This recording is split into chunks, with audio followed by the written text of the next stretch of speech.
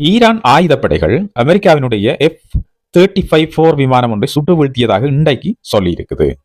Reuter செய்தி நிறுவனத்தினுடைய தகவல்களின்படி இது இரண்டாவது F-35 விமானம் என்றும் சொல்லப்படுகின்றது. அந்த விமானத்தின் பைலட் உயிர் பிழைத்திருக்க வாய்ப்பு குறைவாக உள்ளது என்று ஈரானுடைய அரசு செய்தி நிறுவனம் கூறியிருக்கின்றது. இந்த சம்பவம் வெள்ளிக்கிழமை ஈரான் மத்திய கிழக்கு பகுதியில் பல இடங்களில் தாக்குதல் நடத்திய பின்னணியில் நடந்துள்ளதாக சொல்லப்படுகின்றது.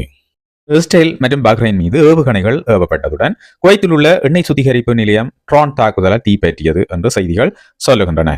கடந்த மாதம் அமெரிக்க ராணுவம் வெளியிட்ட அறிக்கையில் ஈரான் போராட்ட பணியில் ஈடுபட்டிருந்த ஒரு F-35 விமானம் அவசரமாக தரையிறங்கியது என்று கூறியது. அதோடு அந்த விமானத்தின் பைலட் நிலைமை சீராக இருந்ததாகவும் தெரிவித்தது. ஆனால் அந்த விமானத்தை தாம் சுட்டு வீழ்த்தியதாக ஈரானினுடைய ராணுவம் அன்று தெரிவித்திருந்தது. மேலும் இன்றைய நாளும் இதே போன்றதொரு விமானம் சுட்டு வீழ்த்தப்பட்டிருக்கிறதாக செய்திகள் தெரிவிக்கின்றன. வெள்ளிக்கிழமை ஈரானின் கட்டம் அல் அன்பியா மைய பேச்சாளர் கூறுகையில் மத்திய ஈரானில் உள்ள ரெவல்சரி காட் வான்வழி பாதுகாப்பு அமைப்புகள் இந்த இரண்டாவது F-35 விமானத்தை சுட்டு வீழ்த்தியதாகவும் பைலட் உயிர் பிழைக்கும் வாய்ப்பு மிக குறைவு என்றும் தெரிவித்திருக்கின்றது. இதற்கு அமெரிக்கா உடனடியாக எந்த பதிலையும் கூறவில்லை. மேலும் இந்த தகவலை சுயமாக உறுதிப்படுத்தவும் முடியாமல் இருக்கின்றது. அடுத்த செய்தியாக